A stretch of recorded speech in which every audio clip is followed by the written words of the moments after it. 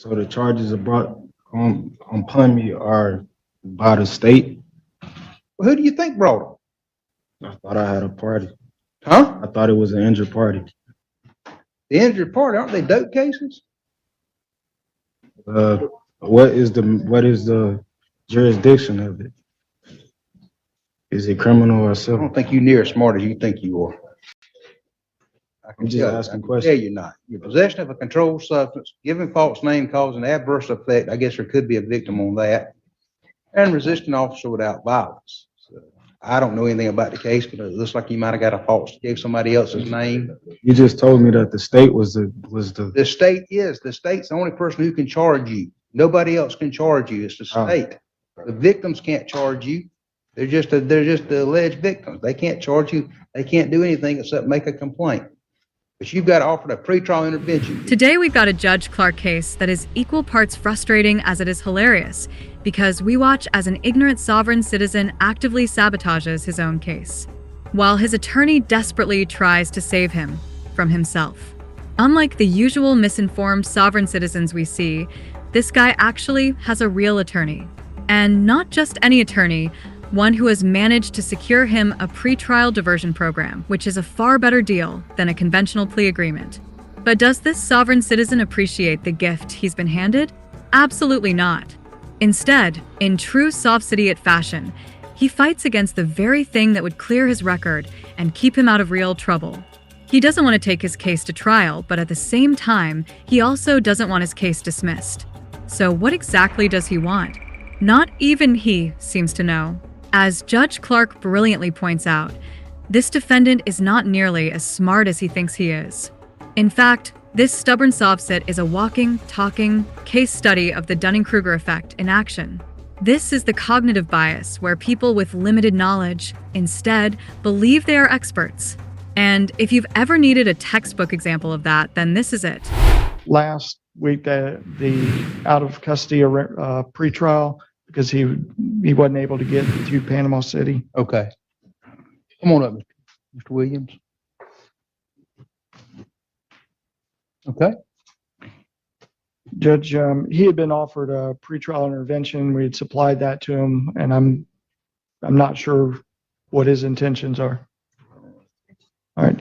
You understand a pretrial intervention is an agreement you have with the state that's basically supervised by the probation and parole, and then the case is dismissed if you successfully complete the that term. Could you repeat it? Pretrial intervention is a program that's offered by the state, and it's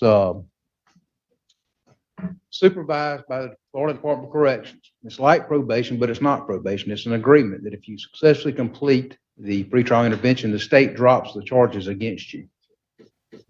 I spoke with my public defender and he gave me the terms and the things that I have to do, and I didn't agree with him. Okay, And I don't understand.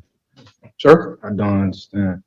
Sovereign citizens often refuse to admit that they understand anything because they take the word understand literally, interpreting it to mean stand under or be subordinate to someone or something. This tactic is part of a broader strategy to reject the court's jurisdiction. Sovereign citizens often engage in various linguistic tricks in an attempt to avoid acknowledging the court's authority over them. By refusing to say they understand, they believe they are avoiding any admission that could be construed as accepting the court's power. Okay, I don't understand. sir. I don't understand. So like the charges would be dropped. If you successfully, If you did all those you have terms. to abide by those terms and conditions, and the case would be dropped. Could I ask a couple questions? You ask Mr. Meredith.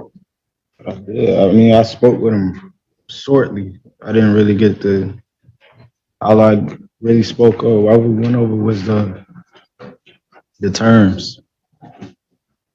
We had several phone conferences that were scheduled.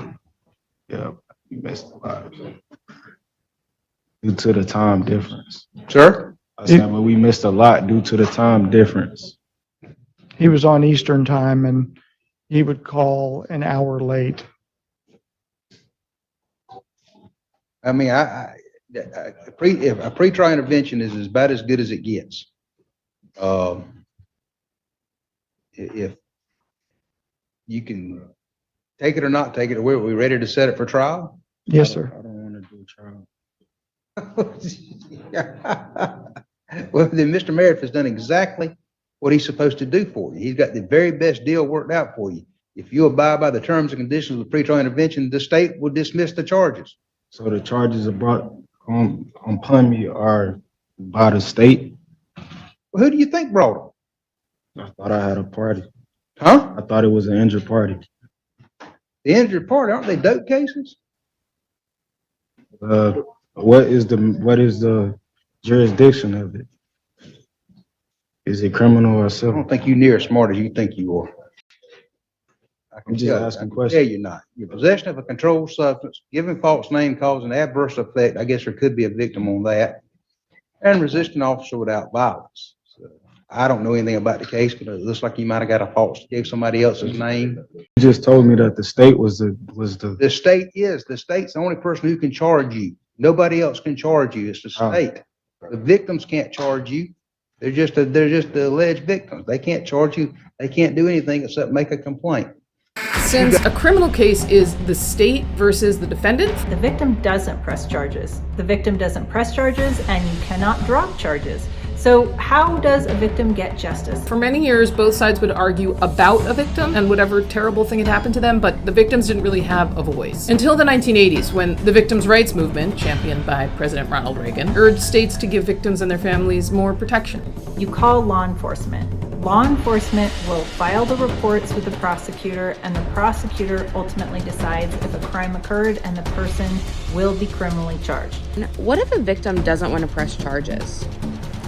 So people think that simply because a victim doesn't want to press charges or be involved in the case, that means it automatically goes away, and that's just not how it works. So when a prosecutor gets the case, they will interview the victim. And if that victim tells the prosecutor that a crime has been committed, but yet I don't want to prosecute, the prosecutor can still file charges. But you've got offered a pretrial intervention. If you do the pretrial intervention, the state will drop the charges against you. If you don't meet the pretrial intervention, you come back to court and you start your defense again. I don't wish to argue the facts. Let's set it for trial. Yes, sir. We'll set it for May 5th at 8. Let's set it for June. What was that June date? June 2nd at 8:30.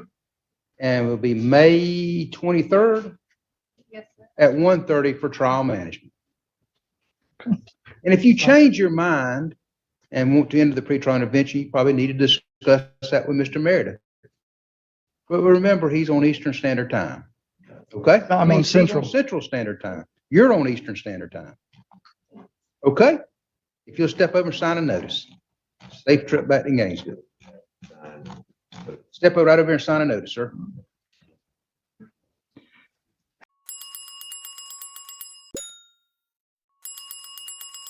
All comments, viewpoints, interpretations, and insights expressed in this video are for education and entertainment purposes. All individuals featured in the video are to be presumed innocent until proven guilty in a court of law. Please do not attempt to contact, locate, or engage with any individuals featured in the video.